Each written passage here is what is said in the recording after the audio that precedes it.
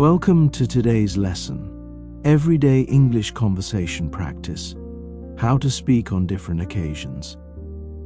This lesson is designed to help you listen, repeat, and practice conversations you are likely to have in your daily life. Remember, the best way to learn English is not just to study grammar or memorize vocabulary, but to actually hear real conversations, understand the flow, and practice speaking them out loud. In this lesson, I will guide you through several everyday occasions, such as greeting a friend, speaking at the supermarket, making small talk at work, or even asking for directions. Each situation is common, useful, and practical. As you listen, try to repeat the sentences after me. Don't just read them silently. Speak them out loud so that your mouth and your brain get used to working together. This listening and speaking practice will help you sound more natural. Ready? Let's begin with greetings and introductions, because that's the starting point of almost every English conversation. Greeting a friend. Imagine you meet a friend on the street. The conversation usually starts with a simple greeting. Listen carefully. Hi, how are you? The friend may answer, I'm good, thanks. And you? Then you reply, I'm doing well. What are you up to today? Your friend might say, I'm just heading to the market. How about you? And you respond, I'm on my way to work. This short, simple exchange is very natural. The important part is the rhythm and tone. Try saying it with me. Pause and repeat each line after I say it. Notice that we don't always speak formally. Instead of, how are you? Sometimes people say, hey, what's up? And the other person might reply, not much, just relaxing. How about you? Everyday English often uses short, relaxed phrases like, not bad, pretty good, or all right. Practice these until they sound smooth when you say them. At the supermarket. Now imagine you are shopping at a supermarket. You need to ask a worker for help.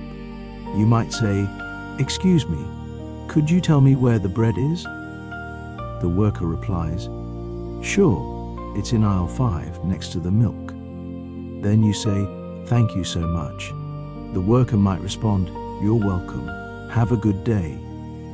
These short exchanges are essential when living in an English-speaking country. They show politeness and clarity. Another example. Excuse me, do you have any fresh tomatoes today? The worker might answer, yes, they're right over here. Notice the phrases excuse me and thank you.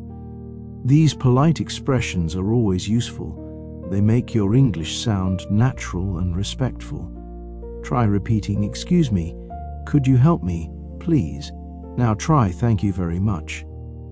Practice these in different tones so they come out smoothly whenever you need them. Small talk at work. At work, people often make small talk. Small talk means short, friendly conversations, usually not very serious. For example, good morning. How's your day going so far? The other person might say, pretty good, thanks. It's been busy, but not too bad. You could reply, yes, I know what you mean. Mondays are always a little busy. Small talk can also happen at lunch. Imagine that sandwich looks good. Where did you get it? And the other person replies, I bought it from the cafe downstairs. Then you might say, I'll have to try that place next time. These conversations build connection. They don't need to be long or deep, but they make you sound friendly. Practice saying them with a smile in your voice. Try good morning, how are you today? Repeat after me, then try pretty good, thanks. And you? These phrases are easy, but they go a long way in creating positive communication at work. Asking for directions. Now let's practice asking for directions. Imagine you are in a new city and you want to find the train station. You say, excuse me, could you tell me how to get to the train station? A person might reply, sure, Go straight down this street. Then turn left at the traffic lights. It's about 5 minutes from here. You answer, thank you so much. They might say, no problem. Have a nice day. Another variation could be, excuse me, is there a bank near here? The person might respond, yes, there's one across the street next to the pharmacy. Notice again how polite language works. Excuse me, could you help me? Followed by thank you very much. These little words make conversations smooth and friendly. Try repeating, excuse me, could you tell me how to get to the bus stop? Now repeat, go straight ahead, then turn right. Practicing this will help you sound confident when you need help. Ordering food at a cafe. Food conversations are very common. Let's practice ordering food at a cafe. You might say, hi, could I have a cup of coffee, please? The cashier replies, of course. Would you like it with milk and sugar? You answer, yes, please, just a little milk. Then the cashier says, that will be $2. You reply, here you go. Thank you. And the cashier might say, thanks, have a nice day. Another example, I'd like a chicken sandwich, please. The worker replies, would you like it with fries or just the sandwich? You say, just the sandwich, thank you. Politeness again is key. Notice the words, could I have, or I'd like. These are softer and more polite than simply saying give me, which can sound rude. Repeat after me, could I have a coffee, please? Now try, I'd like a chicken sandwich, please. Speaking this way will make your conversation smooth and respectful. Meeting someone new. Let's practice meeting someone for the first time. This happens often at work, in school, or at social events. You might say, hi, my name is Sarah. It's nice to meet you. The other person replies, hi, I'm John. Nice to meet you too. Then you could ask, so what do you do? John might reply, I work as a teacher. How about you? You respond, I'm a designer. Notice how introductions often move from names to jobs or hobbies. Another version, where are you from? The reply might be, I'm from Canada. And you? You answer, I'm from Brazil. These small exchanges are the foundation of building new friendships. Try repeating, hi, my name is... It's nice to meet you. Now try, where are you from? These are very useful in social settings. Remember, confidence is built step by step. The more you practice, the more natural you will sound when meeting someone new. Speaking politely in formal situations. When you are in a formal situation, maybe a meeting, an interview, or talking to someone you don't know well, your English should be slightly more polite and structured. For example, in an interview, you might say, good morning. Thank you for taking the time to meet with me today. The interviewer may reply, good morning. It's nice to meet you. Please have a seat. Then you could answer, thank you very much. Notice the extra politeness in your words. Instead of hi, you say good morning. Instead of just thanks, you say thank you very much, or I really appreciate it. These small details create a good impression. Another example, if you are meeting your professor or manager, you could say, hello, how are you today? They might reply, I'm doing well, thank you. How about you? You answer, I'm fine, thank you. Practice these sentences and notice how the tone is respectful but still friendly. At the airport, travel brings many opportunities for conversation. At the airport, you need to check in. The staff might say, good afternoon. May I see your passport, please? You reply, of course, here it is. The staff continues, are you checking in any luggage today? You answer, yes, one suitcase. Then they say, thank you. Here is your boarding pass. Your gate number is 25. You reply, thank you very much. Notice how short and clear these conversations are. Another example at security, please place your bag on the belt. You answer, sure. They might say, do you have any liquids or electronics? You respond, yes, I have a laptop. The key is to listen carefully and answer directly. Practice with me. Yes, one suitcase. Now try. Here is my passport. These simple phrases will help you feel confident when traveling in English-speaking countries. On the airplane. Now let's practice conversations on the airplane. A flight attendant might ask, would you like something to drink? You reply, yes, I'd like some water, please. Another example, would you like chicken or pasta for your meal? You answer, I'll have the chicken. Thank you. If you need help, you might say, excuse me, could I have a blanket, please? Or excuse me, where is the restroom? The flight attendant may reply, it's at the back of the plane. You could also hear, please fasten your seatbelt. We are about to take off. And you answer, okay, thank you. These short exchanges are practical and polite. Try repeating, could I have some water, please? Now practice, I'll have the chicken, thank you. These polite, clear sentences will make your travel much smoother and more comfortable. At the hotel. Now imagine you arrive at a hotel. At the front desk, the receptionist says, good evening, do you have a reservation? You reply, yes. I booked a room under the name Smith. The receptionist says, thank you. May I see your ID, please? You answer, of course. Here you go. Then they might say, here is your room key. Your room is on the 3rd floor. You reply, thank you very much. Another example, if you need something, you could call the front desk and say, hello, this is room 305. Could I have some extra towels, please? The receptionist might reply, certainly, we'll send them right up. You answer, thank you so much. Again, polite words like please and thank you make all the difference. Try repeating, do you have a reservation? Now try, yes, I booked a room under the name. Practice until it feels natural. At a restaurant, formal dining.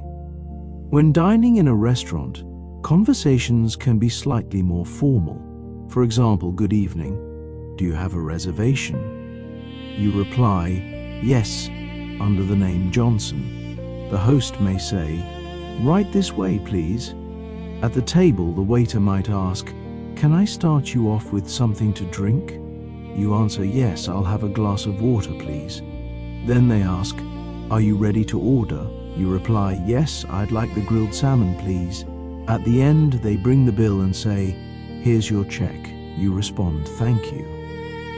Another polite phrase you can use is, could we have the bill, please? Practice with me, I'd like the grilled salmon, please. Now repeat, could we have the bill, please? These sentences are polite and useful whenever you eat out. Visiting the doctor. In a medical situation, clarity is important. Imagine you are visiting the doctor. The doctor might say, good morning. What seems to be the problem? You reply, I've been having a headache for 3 days. The doctor asks, do you have any other symptoms? You answer, yes, I also feel very tired. The doctor might say, I see. Let me check your temperature. You reply, okay, thank you. Another example, are you allergic to any medicine? You answered, no, I'm not. Or, yes, I'm allergic to penicillin. These conversations are direct and factual. It's important to be clear and honest. Practice with me. I've been having a headache for 3 days. Now repeat, I also feel very tired. These simple sentences will help you explain yourself clearly in a medical setting. In an emergency, you need strong, clear English. For example, help, call an ambulance, or please, I need help right away. If you call emergency services, you might say, there's been an accident. We need help quickly. The operator might ask, what is your location? You reply, we are at Main Street, near the library. They might ask, is anyone injured? You answer, yes, one person is hurt. These sentences are short, urgent, and clear. Another example, fire. Please call the fire department. Or, I need the police. Someone broke into my house. Emergencies are stressful, but practicing these sentences helps you respond quickly. Repeat after me, help. Call an ambulance. Now try, there's been an accident. We need help quickly. These words could save lives if you are ever in an emergency situation. At a birthday party. Celebrations bring friendly and cheerful conversations. Imagine you are at a birthday party. Someone might say, "Hi, I'm glad you could make it." You reply, "Thanks for inviting me." "Happy birthday." The host may respond, "Thank you so much. I'm really happy you're here." You could also say, "This cake looks delicious. Did you make it yourself?" And the host replies, "No, I bought it from a bakery." These conversations are light, warm, and social. If you meet someone new at the party, you can say, "Hi, I don't think we've met before. I'm Anna." They might answer, "Nice to meet you, Anna. I'm David." Then you can continue with, "So, how do you know the birthday person?" These conversations help you connect and enjoy the celebration. Try repeating, "Thanks for inviting me. Happy birthday." Now try, "So, how do you know the birthday person?" These are very natural phrases to use at social gatherings, at a wedding or celebration. Weddings or formal celebrations often include polite compliments. You might say, "Congratulations, you both look wonderful today." The bride or groom may reply, "Thank you so much. We're so glad you came." If you are talking to another guest, you might say, "What a beautiful ceremony. How do you know the couple?" They could answer, "I went to university with the bride." You respond, "That's great. I'm a friend from work." These conversations are short but warm. Compliments are always welcome. "This venue is amazing," or "The decorations are beautiful." The other person might say, "Yes, it's really lovely." These polite, positive comments create a friendly atmosphere. Practice with me. "Congratulations, you both look wonderful." Now repeat, "What a beautiful ceremony." These phrases are perfect for weddings, graduations, or other special celebrations. Solving a problem, customer service. Sometimes you need English for solving problems. Imagine you bought something and it's broken. You go to customer service and say, "Excuse me, I bought this yesterday but it doesn't work." The worker replies, "I'm sorry to hear that. Do you have the receipt?" You answer, "Yes, here it is." They might say, "Would you like a refund or an exchange?" You reply, "I'd like an exchange, please." Another example, "Excuse me, I ordered a large coffee, but this is a small." The worker responds, "Oh, I'm sorry. Let me fix that for you." Problem-solving English is polite but firm. Use phrases like, "Excuse me, I think there's a mistake," or "Could you please help me with this issue?" Practice with me, "Excuse me, I bought this yesterday, but it doesn't work." Now try, "Could you please help me with this problem?" These polite phrases make problem-solving smoother. Talking on the phone. Phone conversations require clear, simple English, since the listener can't see your face. For example, "Hello, may I speak to Mr. Lee, please?" The person might say, "One moment, please. I'll put you through." You reply, "Thank you." If the person is not available, they may say, "I'm sorry, he's not here right now. Would you like to leave a message?" You answer, "Yes. Please tell him that Anna called." Another example, "Hi, this is John. I'm calling about my appointment tomorrow." The receptionist might say, "Yes, I see your appointment is at 10 a.m. You reply, "That's correct, thank you." Phone English should be polite, clear, and slow enough to understand. Practice with me. "Hello, may I speak to?" Please. Now try, "Would you like to leave a message?" These phrases will help you sound confident on the phone. Everyday home conversations. Everyday English also happens at home with family, friends, or roommates. For example, "Could you please pass me the salt?" The other person says, "Sure, here you go." You reply, "Thanks." Another example, "Do you want to watch a movie tonight?"